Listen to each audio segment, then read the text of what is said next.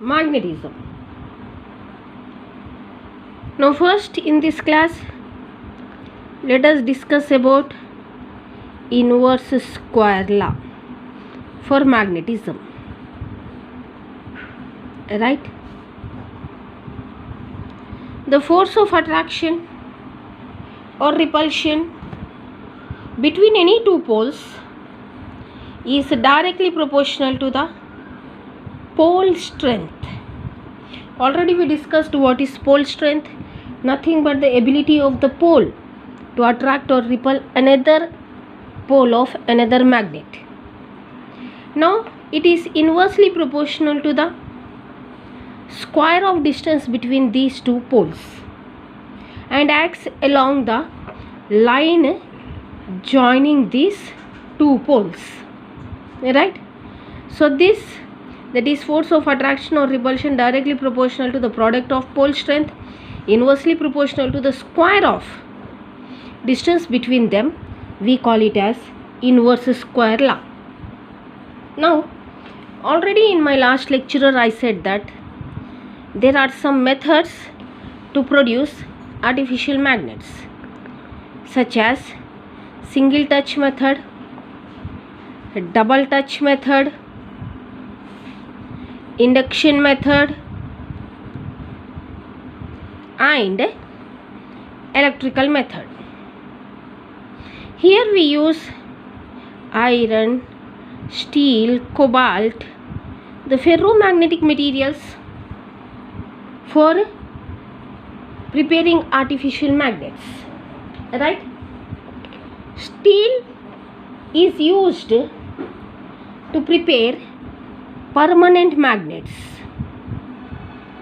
right? Iron is used to prepare electromagnets.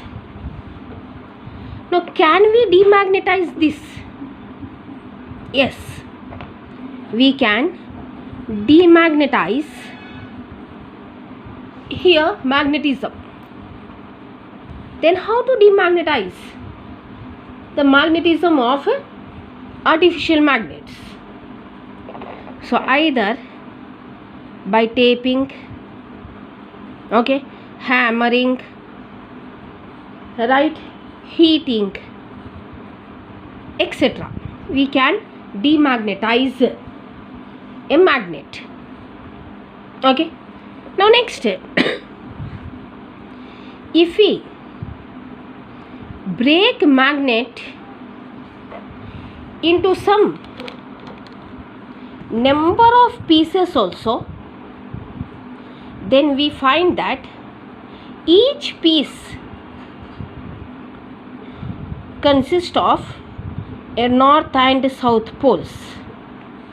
Means magnet every time exists in pairs only, that is north south poles. Isolated magnet, that is only north pole or only south pole, does not exist. Okay, now next, magnetizing a ferromagnetic material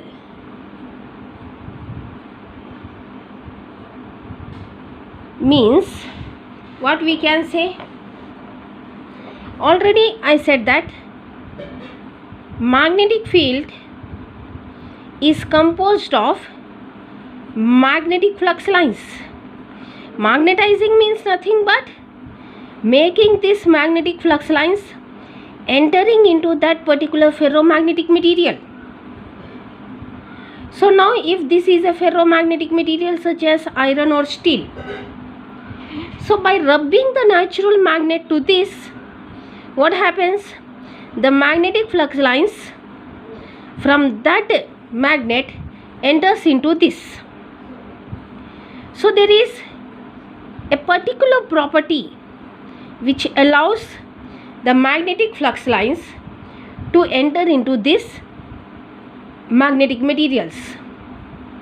So that property, okay, that physical property which allows the flux lines, the physical property which allows flux lines to enter into magnetic materials or into a space or region, we call it as permeability.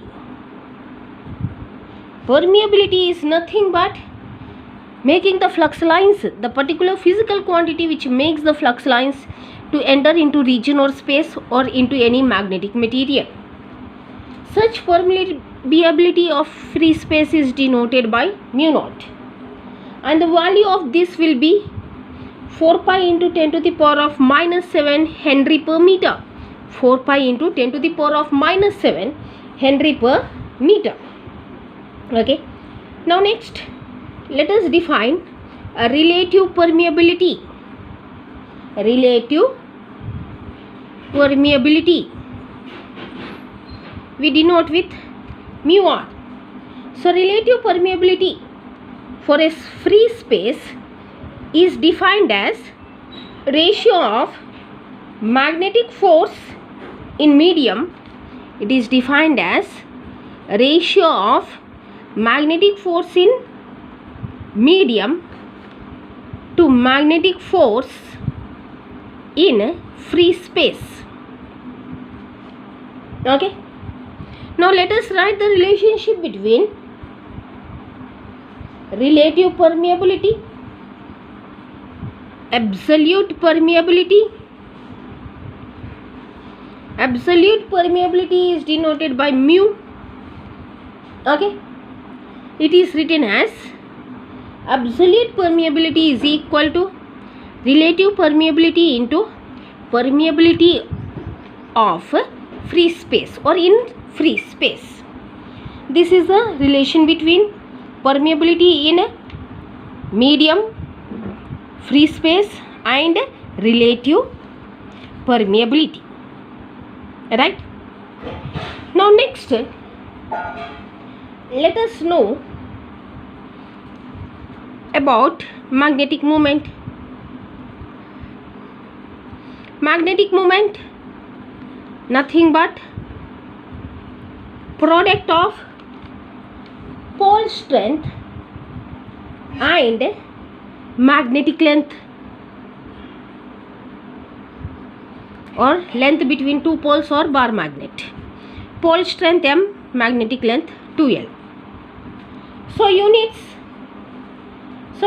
for pole strength we write as ampere and meter square. Okay.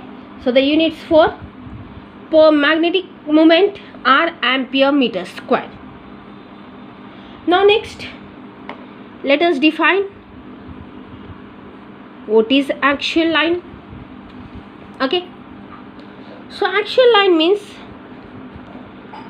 this is bar magnet, south pole, north pole.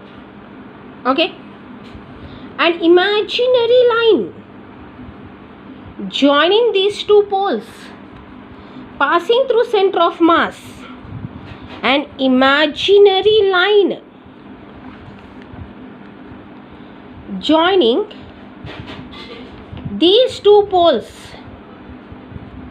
passing through center of mass, we call it as axial line. Okay. Now next, the magnetic field induction on axial line. Directly I am writing the formula without derivation. Remember it, mu naught by 4 pi 2m by d cube Newton per ampere meter. The magnetic field induction on axial line. So any axial line at a point on axial line, it is taken as mu naught by 4 pi 2m by d cube Newton per ampere meter. Similarly, equatorial line. Okay, so equatorial line means the same. I took a power magnet, south pole, north pole. Okay, line joining these two, which we call axial line. Now a line passing perpendicular to the axial line, we can say, or line joining the poles of bar magnet, we call it as equatorial line. Okay, what is equatorial line? An imaginary line perpendicular to the straight line joining north and south poles. We call it as equatorial line. Now magnetic field induction. Field induction on at any point on equatorial line is B equal to mu naught by 4 pi m by d cube Newton per ampere meter. Okay, so this is about magnetic field induction on equatorial line. So equatorial line is nothing but an imaginary line passing through the center of mass and perpendicular to the passing through center of mass and perpendicular to the line joining the south and north and south poles of bar magnets. Okay, now next